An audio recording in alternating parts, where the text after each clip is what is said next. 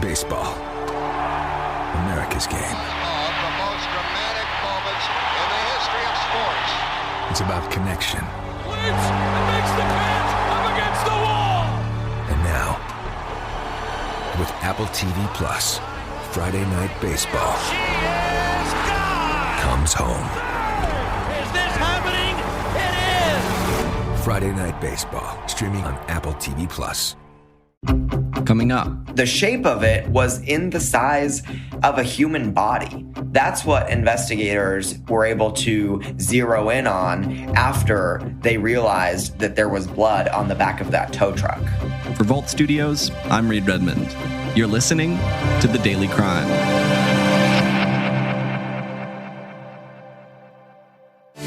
His loved ones say they just can't explain it. It's been 3 days since anyone saw 50-year-old Harvey Huber at his auto shop in Georgetown. On February 25th, 2020, a business owner in Georgetown, Texas, named Harvey Huber, went missing. Huber Auto Repair was packed on Friday, but for all the wrong reasons. They're not customers, they're family and friends looking for Harvey Huber. We're doing what we can, which is hold each other. Huber's body was never found, but his killer was. He was my friend and everything, and I killed him.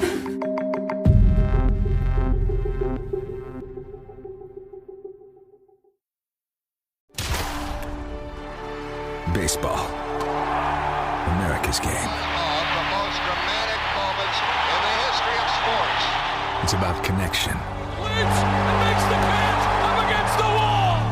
And now, with Apple TV Plus, Friday Night Baseball comes home. Is this happening? It is. Friday Night Baseball, streaming on Apple TV Plus. Bryce Newberry is joining me from KVUE in Austin, Texas. Bryce, you've been digging into a murder case that, as you mentioned in your reporting, sent chills through a community in Williamson County, Texas. Before we get into all the details of the case, what can you tell us about the victim, a local business owner named Harvey Huber? By all accounts, Harvey Huber was someone who everyone in that small community knew. He's there when you're happy, when you're sad.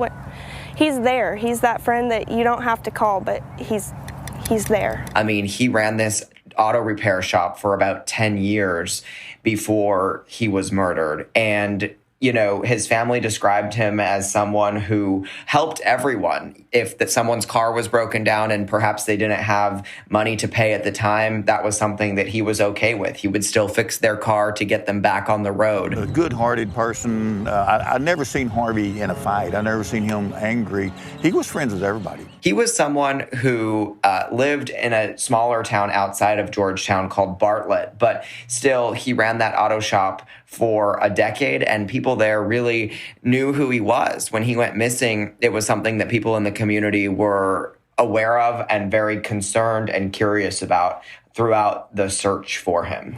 He wouldn't leave his family or anybody. He wouldn't do that to us.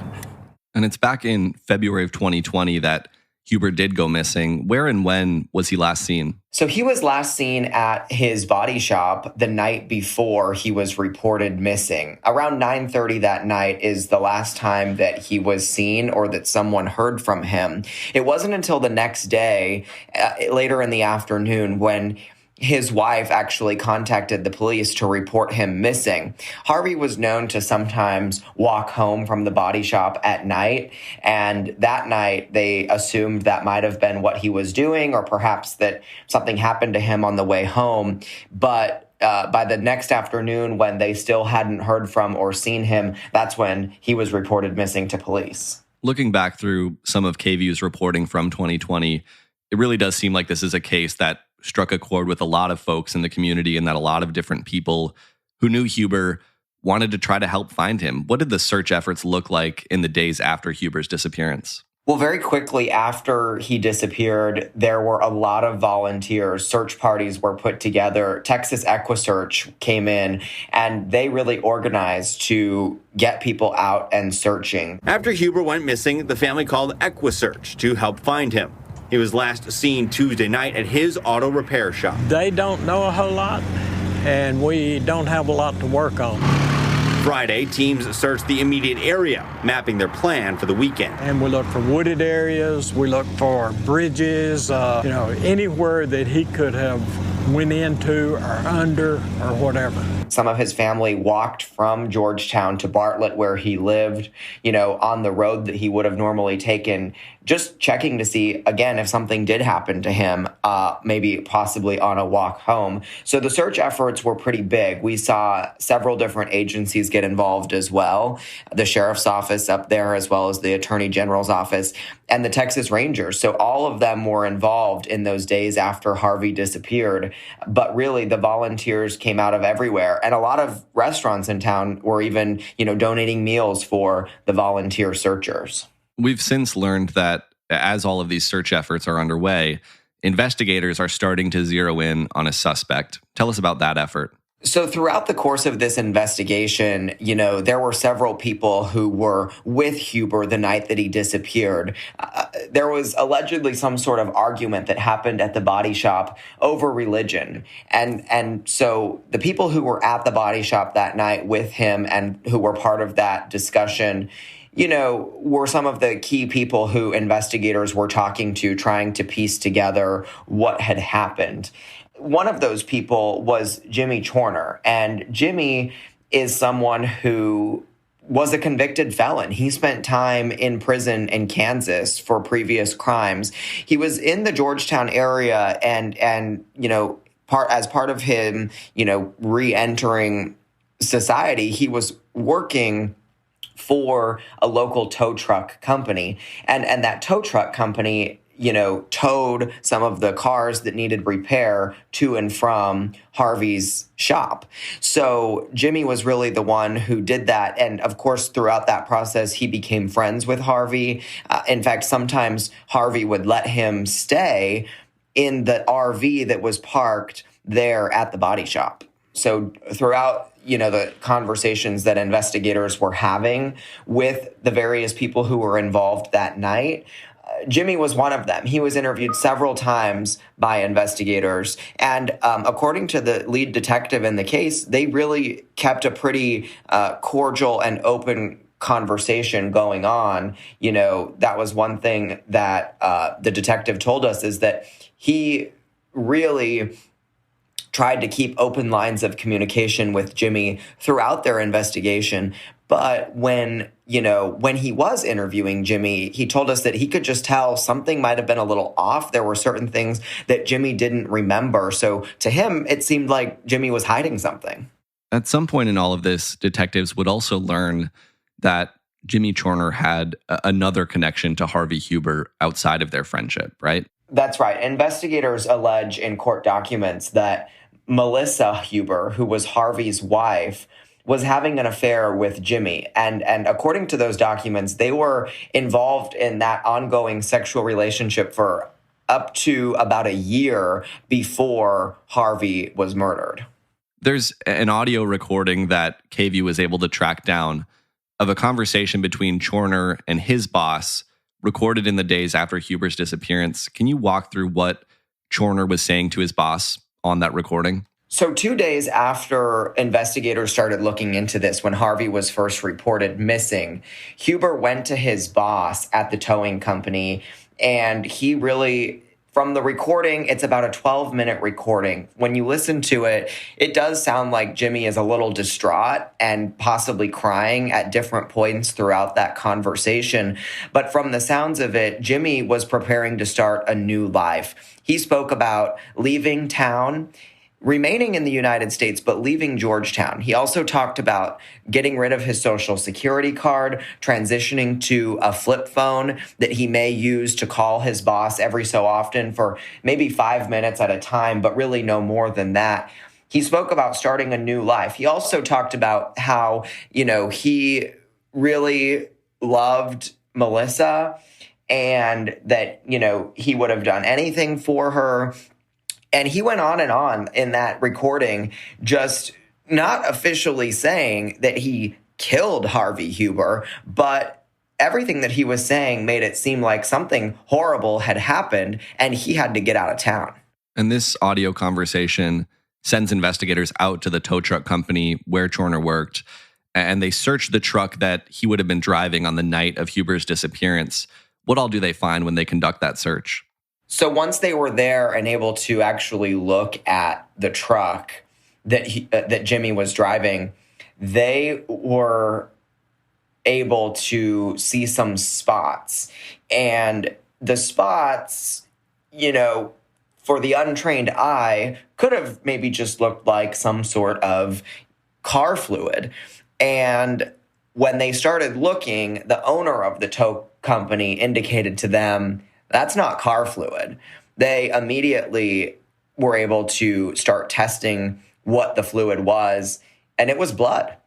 Another significant piece of evidence that KVUE has been able to track down is surveillance video showing Chorner's truck leaving Huber Auto Repair, Harvey Huber's business, on the night of his disappearance. Can you walk through what you're able to see in that footage? Well, the tow truck surveillance video was a key piece of evidence here because obviously there are cameras everywhere now, and they were able to track that tow truck going through town on several different cameras. The main video that we've seen shows that tow truck going pretty quickly, honestly, through what looks like a pretty residential street. And at the back of the tow truck, you can see a tarp that's kind of flapping in the wind. The tarp was missing from the auto repair shop. That's where it came from. But the tarp ended up on the back of the tow truck. And the shape of it was in the size of a human body.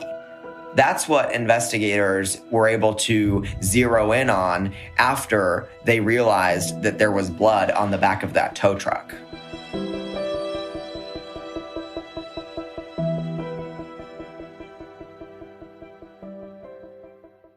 Why choose proven quality sleep from Sleep Number? Because our Sleep Number 360 smart bed is really smart. It senses your movement and automatically adjusts to help keep you both comfortable. Plus, it's temperature balancing so you stay cool. It's even smart enough to know exactly how long, how well, and when you slept, and to help you get almost 30 minutes more restful sleep per night.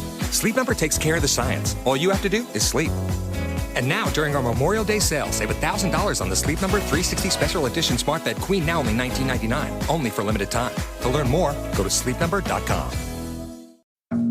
I contacted you because an uncle of mine was murdered about 20 years ago. A bullet smashes through Dr. Barnett Slepian's kitchen window. He was killed for providing abortions. And now the battle over abortion rights is heating up again. We're talking about 50 years of precedent that it appears now will definitely be thrown out the window. I'm David Ridgen, and this is the return of Someone Knows Something. Available now. Get early access to episodes at cbc.ca/listen or by subscribing to the CBC True Crime channel on Apple Podcasts. So investigators have that blood evidence from the tow truck. They have the security camera footage. Where does the investigation go from there? Well, this is where things got a little bit tricky for the Georgetown Police Department. This is a community where they had not investigated a single murder in at least the 2 years before this happened. It had been a while. And for the lead detective, this was the very first homicide investigation that he led.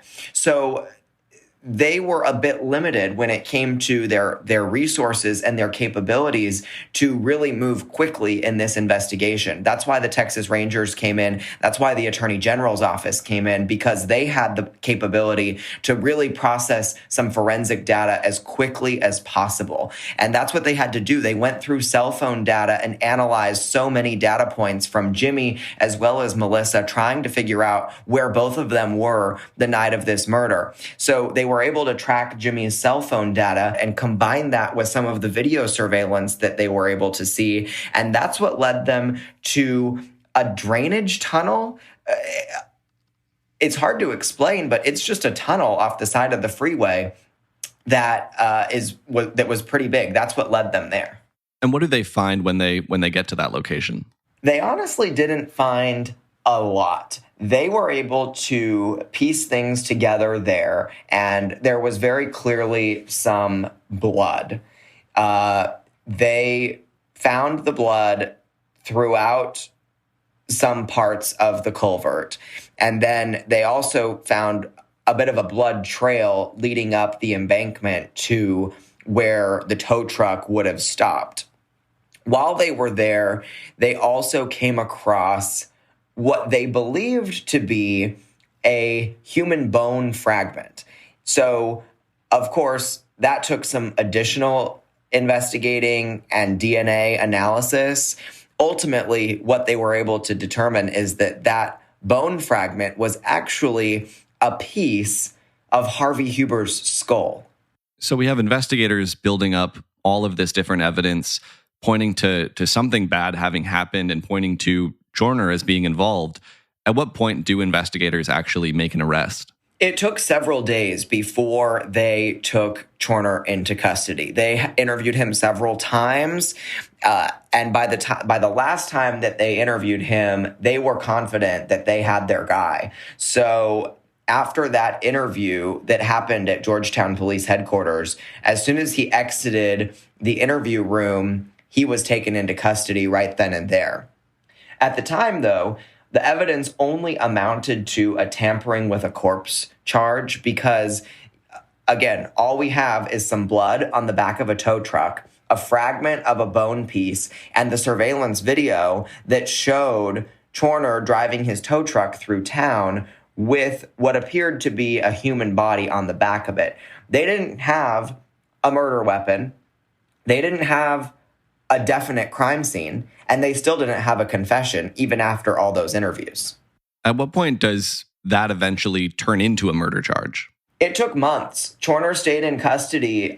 He was arrested in early 2020. I can't remember the exact date, but he was arrested and held on that tampering charge, but it wasn't until September. Remember, the murder happened in February. It wasn't until September that the murder charge was eventually added. But that's because investigators say they were waiting on all of the DNA analysis as well as processing all of the crime scenes.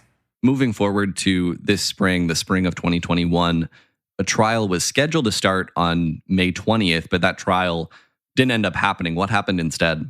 Well, Jimmy's defense team went back and forth with prosecutors there, and there was a plea deal that was on the table that eventually went away. That's when they decided that it was, time to go to trial. We were in court the day that they were going through all of the last-minute discussions, of course, before that trial was supposed to start. And they set the trial date. They set jury selection. Everything was ready to go. But that afternoon, it was decided that there was going to be another hearing the very next day because Jimmy had decided to go for the plea agreement. So we went back to court the next day, and that's when he pled guilty to murder. In exchange for his guilty plea, Chorner was sentenced to 60 years in prison. He also gave a confession. What all did he admit to doing? Well, Chorner wrote a 2-page letter to the family, and that letter was provided to them that day in court. In that letter, he wrote about several different things, but what he says happened is that when he went to the body shop that night after learning about the argument, he was with Harvey, and while he was there at the shop, he apparently told Harvey that someone was in the back of the shop, on the back of the lot, breaking into cars. So he and Harvey went out there, and from what he wrote, it sounds like he kind of tricked Harvey into thinking that this person, this non-existent person, was hiding under the RV, the same RV where he sometimes stayed. And as soon as Harvey got kind of bent over to look and see where this person might be hiding, Jimmy wrote that he hit him in the head 3 times with an axe. He said he was dead right then. It was this over nothing. That's why I wrote the family that letter of what actually happened, so they're not always in limbo. And it's a sad situation, and I apologize with all my heart. You mentioned in your reporting this tragic detail that Huber's family still has not been able to have a funeral because they don't have his body. Did Chorner say what he did with the body after killing Harvey Huber? Well, investigators said this in their affidavit, but then Chorner wrote it in his letter to the family as well. So What they believe happened is that Turner took Harvey's body to that drainage ditch where they found the blood and bone fragment. And that's where they say he dismembered Harvey's body.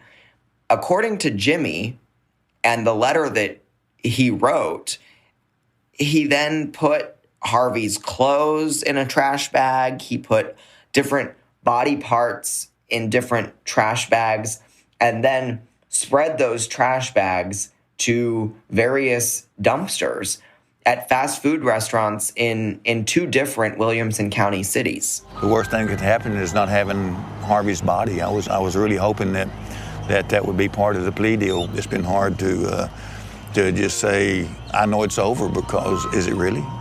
Until I have something to show me that he's really gone, that I can put him to rest. What else have you heard from the family of Harvey Huber following this plea deal and confession? What has their reaction been? So Harvey Huber's daughter has not spoken with us on camera, but in a statement to KVUE, she said that they will continue honoring their dad as a good father, husband, grandfather, friend. But at the same time, they have to continue to pick up the pieces of their lives and figure out how to move forward. They don't want to dwell on the tragic events of the past, she said, and they don't want their father, husband, and friend, Harvey, to continue to be defined by how he died. They're going to continue to define him, they say, by how he lived. For more on this story, our listeners can head over to KVUE.com. That's KVUE.com. Bryce Newberry with KVUE in Austin. Thanks for sharing the story. Thank you. And as always, thank you for listening to this episode of The Daily Crime. We're here with a new one every day of the week, Monday through Friday, so make sure you're subscribed to or following The Daily Crime wherever it is you're listening right now. If you're looking for something else to listen to, you can find a full list of our shows at vaultstudios.com. That includes our weekly podcast, True Crime Chronicles. That'll do it for this one. Until next time, for Vault Studios, I'm Reed Redmond.